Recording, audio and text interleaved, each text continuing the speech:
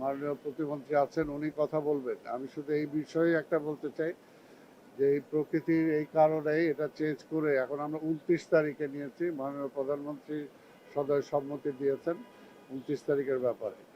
আর আমরা উনি তো সবসময় ঢাকা শহর নিয়ে খুব কনসার্ন। ঢাকা শহর কোথায় কি আছে, কোথায় কি হচ্ছে, কোথায় হচ্ছে না, এই সমস্ত ব্যাপারে সবসময় খোঁজ খবর রাখেন। তো সেগুলো নিয়েই আলোচনা হয়েছে। আজকে অন্য আর কোনো বিষয় নেই, এটা মাননীয় মন্ত্রী বলবেন। বললোই আর কি বলবো না, আপনাদের কাছে শুধু অনুরোধ থাকবে যে ঢাকা শহরের ময়লা আবর্জনার অব্যবস্থাপনা কোথায় আছে এবং আমাদের সৌন্দর্য বর্ধন এবং বৃক্ষরোপণের কাজ যেগুলো করছে দুই সিটি কর্পোরেশন, এগুলোতে কোথাও ঘাটতি আছে কিনা, বা খাল পরিষ্কার বা বিভিন্ন পুরো পরিষ্কার পরিচ্ছন্নতার বিষয়টা নিয়েই কোনো ঘাটতি থাকলে এগুলো একটু আপনারা আপনাদের মাধ্যমে সম্মানিত সাংবাদিকদের মাধ্যমে আমরা একটু নোটিশে আনতে চাচ্ছি, যাতে তাহলে আমাদের বুঝতে সুবিধা হবে। আমরা নিজেরাও ফিল্ডে ওয়ার্ক করছি, সব ডিপার্টমেন্টালে কাজ করছি। ধানমন্ডি লেক দক্ষিণ সিটি কর্পোরেশন করছে, আর হাতিরঝিল, গুলশান, বারিধারা, বনানী লেক এটা অলরেডি গণপূর্ত মন্ত্রণালয়ের অধীনে রাজুক এটা তারা বাস্তবায়ন করবে পরিষ্কার পরিচ্ছন্ন এবং সৌন্দর্য বর্ধনের কাজটি।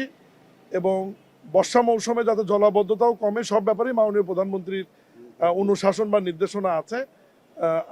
এবং সিটি কর্পোরেশন যেহেতু স্থানীয় সরকার মন্ত্রণালয়ের অধীনে, এই কারণে প্রতিমন্ত্রী হিসেবে মাননীয় প্রধানমন্ত্রী আলাদা অনুশাসন দিয়েছে যে আমাকে বিষয়গুলো তদারকি করবার জন্য। এবং এই প্রথম ঢাকা শহরে আমরা উত্তর এবং দক্ষিণ সিটিতে পরিচ্ছন্ন কর্মী 2 শিফটে আমরা করেছি। আগে যেটা শুধু 1 শিফটে কাজ করতো, এখন বিগত 1 মাস হলে দিনের বেলা এবং রাতের বেলা মানুষের চলাচলকে ঠিক রেখে 2 শিফটে পরিচ্ছন্ন কর্মীরা কাজ করছে এবং তাদের বেতন ভাতা আমরা সিটি কর্পোরেশন দেওয়ার ব্যবস্থা করছি। এইটুকুই। প্রধানমন্ত্রী, একটা বিষয় আপনি পরিচ্ছন্ন শহরের কথা বলছেন, গত কয়েকদিন আগে আপনারা ক্ষমতায় আসার পরেই যে এই হকারদের ব্যবস্থাপনার যে একটা উদ্যোগ নিয়েছিলেন, বিশেষ করে এই গুলিস্তান এলাকাতে আমরা দেখি মার্কিং করা হয়েছিল, কিন্তু সেই মার্কিং কিন্তু ঢেকে এখন আবার হকাররা একদম আগের মতো বসে গেছে। এটা মানে তাহলে এই ব্যাপারে আপনারা কি পদক্ষেপ নিচ্ছেন? হকারদের বিষয়ে একটা নীতিমালা করার কথা ছিল, ইতিমধ্যে আমরা মন্ত্রণালয় থেকে একটা নীতিমালা করে দিয়েছি উত্তর এবং দক্ষিণ সিটি কর্পোরেশন, এবং কমিটি করা আছে। এখানে বোধহয় কিছু মূল্য নির্ধারণ এবং ওঠা বসার ব্যাপারগুলো আছে, সব বিষয়ে কমিটি পরীক্ষা নিরীক্ষা করে দেখছে। আমার মনে হয় যে এটা কিছুদিনের মধ্যে একটা আপনারা ভালো কিছু দেখতে পারবেন। ধন্যবাদ।